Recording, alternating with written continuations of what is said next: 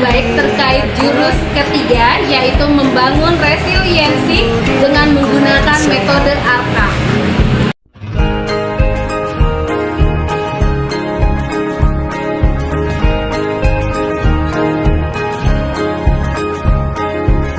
Murid mandiri dan kuat,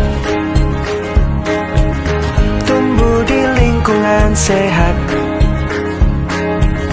bersama guru yang hebat, penuh cinta dan bersahabat, mendidik dengan tulus, gunakan 7 jurus. Kenali potensi, kelola emosi, tumbuhkan resiliensi, jaga konsistensi dan jalin koneksi, membangun kolaborasi dan menata situasi. Assalamualaikum warahmatullahi wabarakatuh. Terima kasih saya ucapkan kepada Bapak Ibu yang sudah berkenan hadir pada kesempatan hari ini membantu saya untuk melaksanakan salah satu tugas dari pelatihan yang saya lakukan pada tanggal 21 sampai dengan 25 terkait praktek baik dari 7 jurus guru BK hebat. Sehingga di sini saya diberikan tugas untuk menyampaikan implementasi 1 jurus saja dari 7 jurus. Yang pertama ini adalah kenali potensi, yang kedua kelola emosi, tumbuhkan resiliensi, jaga konsistensi, kemudian menjalin koneksi, membangun kolaborasi dan menata situasi. Yang hari ini akan saya sampaikan itu adalah jurus ketiga, yaitu terkait tumbuhkan resiliensi. Latar belakangnya, kenapa di 2029 ini guru-guru harus diminta memiliki keterampilan ini? Yang pertama, yang kita perhatikan aja dari anak didik kita, mungkin Bapak Ibu juga merasakan ya hal yang sama, bahwa karakter anak-anak kita hari ini itu berbeda dengan karakter anak-anak yang mungkin beberapa tahun ke belakang. Itu tidak Bapak Ibu? Betul. Nah, hal ini disebabkan bahwa generasi yang kita hadapi hari ini itu adalah generasi Gen Z atau disebut juga sebagai generasi milenial, yang mana pada dasarnya anak-anak ini tumbuh di tengah adanya sudah dalam era kemajuan teknologi. Tanpa mereka sadari, dengan kemajuan teknologi ini selain memiliki dampak yang positif, juga memberikan dampak yang negatif bagi si anak sendiri. Salah satunya apa? Bahwa dengan kemajuan teknologi ini, bahwa kesejahteraan anak ini secara psikis ini terancam. Kenapa? Banyak hal-hal yang mereka alami itu berasal dari kemajuan teknologi ini atau dari gawai. Yang pertama terjadi apa? Anak kita sekarang banyak yang kecanduan gawai atau sosial media atau media sosial. Sering kita temui anak-anak mungkin di kelas hari ini sangat langsung main handphone, main game. Sekarang ada bapak ibu gurunya pun mereka masih sembunyi memainkan gamesnya di bawah meja. Jaga konsistensi Karena ternyata hal ini tidak terjadi di sekolah kita saja, tetapi pada sebagian besar sekolah-sekolah lain pun sama. situasi. Kemudian anak-anak kita juga mulai namanya kemampuan sosialnya, jadi anak lebih menyendiri, mereka lebih susah untuk bergaul dengan Sekolah aman dan kemudian nyaman, tidak menutup kemungkinan dengan kemajuannya teknologi ini juga banyak paparan-paparan negatif yang terjadi pada anak-anak kita. Contohnya seperti tempat bertumbuh harapan, tidak baik ya. bersama ayo kita wujudkan. Kemudian menurutnya konsentrasi dan daya tahan belajar. Tuh, maka dari itu kan bahwa mereka ini seperti generasi strawberry, ya karena layaknya buah strawberry, mereka terlihat kokoh kuat, mereka Kenali potensi, mereka ini di dalam itu adalah tempat busuk resiliensi, jaga konsistensi, karena maraknya yang namanya permasalahan pada lingkungan masyarakat kita, dan tentunya ini menjadi PR untuk kita bersama, tidak hanya menata bagi kita, tapi situasi. semuanya Bapak Ibu guru, baik itu wali kelas ataupun itu guru mata pelajaran. 7 jurus BK hebat, Tantangannya adalah bersama murid pemahaman bahwa setiap permasalahan itu diselesaikan oleh guru bimbingan konsen. Walaupun memang saya akui secara praktik kita di sini sudah melakukan pelajaran 7 jurus yang akan ku ingat. kelas dulu seperti itu, tetapi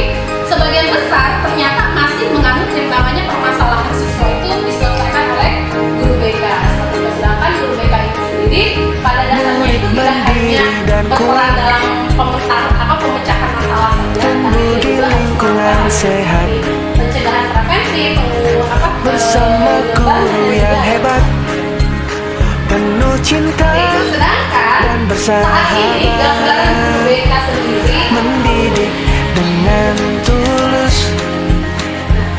Gunakan gambaran saat ini yang saya dapatkan data kemarin bahwa hari ini kenali potensi, kelola emosi, linear, kemudian mungkin setiap sekolah memiliki guru BK tetapi jarang guru BK itu diisi dengan jaga konsistensi, idealnya sang guru BK itu membimbing 120 mahasiswa. Jurus yang saya gunakan itu adalah jurus kebutuhan resiliensi. Kenapa sih itu namanya mungkin disebut sebagai jurus pada dasarnya seperti layaknya suatu jurus dalam bela diri gitu ya, bahwa ini tuh merupakan suatu seni suatu keterampilan, suatu kelenturan atau suatu daya takas kita yang mana bisa kita lakukan dalam menangani siswa. Contohnya adalah kebutuhan resiliensi. tempat Dalam pembelajaran ini, berharapan. praktek yang kemarin saya lakukan itu Bersama mereka menggunakan ayo apa? kita wujudkan, mendidik Menggunakan metode ARTA yang mana ARTA itu yang pertama itu adalah aktivitas, kemudian kita akan belajar untuk merefleksikan dari kegiatan aktivitas yang kita lakukan, kemudian kita menggunakan konsep juga, dimasukkan secara konseptual, kemudian pada akhirnya adalah kita mampu untuk mengaplikasikan ke dalam kehidupan kita sehari-hari. Nah, ada pencapaian yang diharapkan dari jurus itu adalah guru, bapak ibu guru mampu untuk menumbuhkan growth mindset pada diri siswa sendiri, sehingga mereka dapat berkembang optimal baik itu dari aspek pribadinya, sosialnya, karirnya maupun BK hebat. Bersama murid melangkah tepat. Nah, sekarang kita masuk ke dalam aktivitas yang pertama. Tugas dari bapak dan ibu adalah menyusun kartu-kartu tersebut untuk menjadi suatu menara seperti yang saya contohkan di depan, yang mana propertinya itu terdiri dari menara dengan setinggi mungkin, dan nanti saya minta perwakilan kelompok dari kelompok 1 maupun kelompok 2 untuk menjadi angin yang mana nanti akan menghancurkan menara temannya satu persatu. Untuk biarkan waktu saya bagi untuk kelompok kiri adalah kelompok 1 dan sedangkan saya adalah kelompok 2. Silakan untuk bapak dan ibu bergabung. Mendidik dengan tulus, gunakan 7 jurus, kenali potensi, kelola emosi, tumbuhkan resiliensi, jaga konsistensi dan jalin koneksi. Bapak Ibu, tadi kita sudah melakukan aktivitas membuat suatu menara, gitu ya, yang mana tadi juga ada perwakilan masing-masing kelompok untuk menjadi angin ya, untuk menjadi angin dan meniupkan menara kepada kelompok lawannya. Nah, dari kegiatan aktivitas ini apa sih yang dapat kita refleksikan adalah kita growth dan berkaitan dengan materi kita tumbuhan resiliensi pada hari ini. Silakan saya meminta tanggapannya dari perwakilan dari kelompok 1. Siapa? Harapan bersama ayo kita Silakan Bu Haji Nina. Oke, tadi sebetulnya pada saat dengan tulus, kita kan kompak ya. gunakan 7 jurus, kenali potensi, Karena ternyata kan tidak mudah, tapi berkat kerjasama, alhamdulillah itu menarasi kiri kanan dengan berbagai jaga konsistensi, kebersamaan itu penting. bangun Kemudian kerjasama juga penting dalam suatu kelompok. dan menatasi. Baik, terima kasih Bu Nina. Dari kelompok 2, siapa yang akan mewakili? 7 jurus, Bunai, BK hebat. Bersama murid silakan Bunai. melangkah tepat. 7 jurus, BK hebat. Tadi memang tadi ada 7 jurus yang akan kuingat. kok ini bisa sampai tinggi gitu kan. Jadi walaupun ada Murid mandiri dan kuat, menaranya juga sampai tumbuh di lingkungan sehat. Bersama guru yang Oke, baik. Terima kasih, Bunai. Nah, baik. Tadi Bapak dan Ibu sudah memberikan tanggapan ya gitu terkait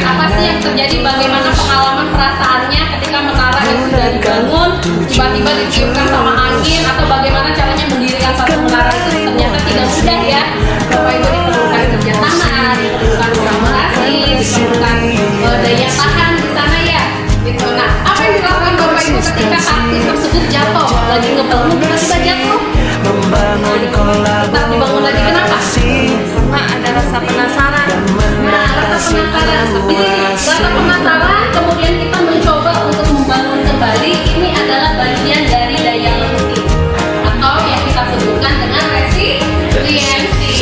Dan untuk resiliensi ini akan menjadi salah satu jurus yang akan saya sampaikan pada hari ini. Baik, kita masuk ke dalam konsepnya. Pada dasarnya, kemampuan resiliensi itu adalah kemampuan seseorang ketika dia mengalami gagal, ketika dia mengalami frustrasi, ketika dia mengalami putus asa, bagaimana orang tersebut tetap bangkit dan tetap untuk berjuang. Ya. Tetapi dalam konsep psikologi apa itu sendiri, bahwa ternyata resiliensi itu tidak hanya jatuh dan bangun, tetapi juga terkait dengan bagaimana menerima kondisi, kemudian dan tetap bangkit untuk membangun kolaborasi. Nah, gambaran generasi Z saat ini kita lihat bahwa fenomena banyak yang terjadi, adanya anak sering diejek karena tidak punya ayah atau anak yatim di Banyuwangi, hingga akhirnya dia tewas itu gantung diri.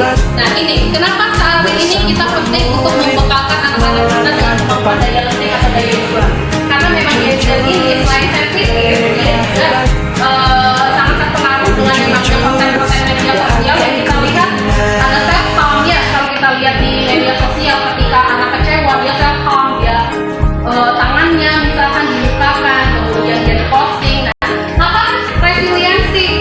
Pada dasarnya resiliensi itu salah satunya kita harus memiliki growth mindset, yang mana pemikiran untuk tumbuh ini dapat terbentuk ketika kita dengan cara berlatih dan mencoba. Penuh cinta dan bersahabat. Pola pikir tertumbuh itu pada dasarnya sejak dalam pikiran. Ceritanya pada kembar anak yang identik juga, itu mereka belum tentu satu sama lain memiliki growth mindset, itu tergantung dari pengalamannya. Kenali potensi, kelola. Bagaimana cara kita untuk menumbuhkan growth mindset? Salah satunya adalah ubah kata dan ubah paradigma. Salah satunya dengan dari fixed mindset menjadi growth mindset. Contohnya ketika kita menghadapi kesuksesan, mungkin orang-orang fixed mindset akan mengatakan saya bisa sukses jika punya bakat. Tetapi orang growth mindset menyatakan bahwa saya bisa sukses apabila saya akan berusaha. Kemudian ketika menghadapi kegagalan, orang fixed mindset ketika dia mengalami suatu kegagalan dia menyerah. Ketika dia gagal untuk membangun menara, ya dia menyerah gitu. Tetapi kalau orang growth mindset dia akan terus mencoba ke tempat bertumbuh harapan. Nah, di sini nanti ada pernyataan untuk mengetahui kita termasuk golongan fixed mindset atau growth mindset. Kita coba Tulus. kemudian ini satu teknik cara menumbuhkan growth mindset juga adalah dengan cara kita memberikan umpan balik kepada siswa.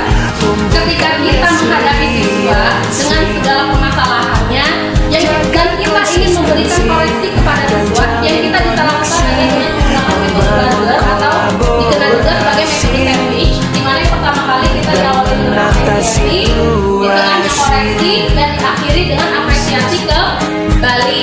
Seperti itu.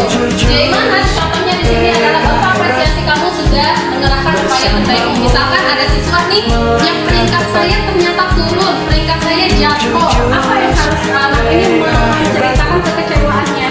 Yang harus kita lakukan adalah pertama, Akan ku ingat. Di atas. yang pertama kita lakukan adalah kita mengapresiasi dulu jika memang anak ini sudah mengarahkan upayanya itu dengan baik. Kemudian bagaimana dia bisa mengurangi waktu nongkrong dan mengalokasikan. Nah, kita memberikan kritikan di sana bahwa alangkah baiknya anak tersebut juga diiringi dengan pengurangan waktu nongkrongnya dan mungkin screen time-nya dikurangi. Dan terakhir kita berikan apresiasi lagi bahwa kita yakin anak tersebut bisa berubah dengan baik. Kemudian yang terakhir adalah ujian menghancurkan resiliensi. Kenali potensi. Nah, hati-hati dengan ujian. Selama ini ketika anak mampu melakukan sesuatu, kita selalu bilang hebat, kita selalu bilang pintar, kita selalu bilang baik. Itu ya pada dasarnya menurut riset yang dilakukan oleh Dr. Carol Dweck ini, seorang profesor dari Stanford University, dari penelitiannya dia menyatakan bahwa seorang anak yang dibesarkan dengan ujian justru dia memiliki daya lenting yang sangat rendah. Dia sengaja menghindari hal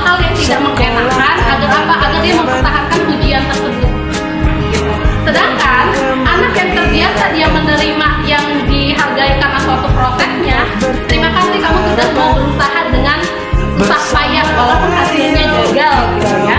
Walaupun hasilnya gagal, tapi dia akan berusaha terus. Kenapa? Karena dia memiliki daya lentik yang tinggi. Berbeda dengan anak yang biasa selalu dipuji, gitu kan? Mereka akan menghindari hal-hal yang kira-kira. Nah, kenapa tadi pujian bisa membuat anak-anak ini merasa justru kita itu mematikan daya lentiknya? Jaga konsistensi dan jalin koneksi, membangun kolaborasi dan menata situasi. 7 jurus PK Bapak Ibu, bersama di akhir kegiatan ini saya meminta Bapak Ibu untuk membuat suatu kalimat umpan balik terkait kasus siswa. Bebas, mau siswa itu ceritanya siswa yang bermasalah dengan kehadiran atau siswa yang bermasalah dengan nilai, itu diberi saya persilakan kepada Bapak Ibu, saya membebaskan. Intinya membuat kalimat umpan balik dengan menggunakan teknik barbel ini, yang mana yang pertama ini berisi pujian, bukan berisi pujian, berisi apresiasi. Kemudian yang di tengah ini ada sayur yang bergelombang, ini menunjukkan adanya kritikan, kita memasuki kritikan. Dan yang terakhir adalah memberi apresiasi kembali. Nah, kemudian nanti saya meminta perwakilan dari Bapak dan Ibu untuk membacakan kalimat umpan balik yang sudah Bapak. Apakah ada pertanyaan sampai sana? kelola emosi, Paham ya? tumbuhkan resiliensi, jaga konsistensi. Baik Bapak Ibu, kalau sudah silakan saya memberikan waktu 1 menit untuk Bapak dan Ibu membuat kalimat umpan balik dengan menggunakan teknik barbel. Dan menata Seperti itu, saya persilakan dimulai dari sekarang. Ya, sudah. Baik, kalau seperti itu silakan saya minta perwakilan siapa yang ingin membacakan contoh kalimat dengan sekolah teknik barbel. aman dan nyaman, Program? Iya, silakan. dan juga Contoh pada menggembirakan siswa yang kurang teliti dalam tugas, tempat bertumbuh kamu harapan. sudah mengumpulkan tugasnya tepat waktu Bersama dan tanggung jawab ayo sudah kita wujudkan, mendidik dengan tulus, Namun ada beberapa kesalahan kecil karena kurang teliti dalam mengerjakan penggunaan. Tugas selanjutnya, coba periksa kembali orientasi dengan kritis sebelum dilakukan untuk menghindari kesalahan. Pertahankan untuk menghindari kesalahan. Pertahankan kebiasaan baik. jaga konsistensi dan jalin koneksi, membangun kolaborasi dan menata situasi. Untuk area perbaikan, namun saat 7 jurus PK hebat, ada beberapa kesalahan di mana bersama kemudian murid melangkah tepat. saran dan dorongan untuk memperkuat coba kamu sadar soal perubahan dan pengurangan dengan 7 jurus yang akan ku ingat. kita harus menyamakan penyebabnya sebelum menjumlahkan. Jangan menyerah, saya yakin kamu pasti bisa. Murid mandiri dan kuat, tumbuh di lingkungan sehat, bersama guru yang hebat, penuh cinta dan bersahabat, mendidik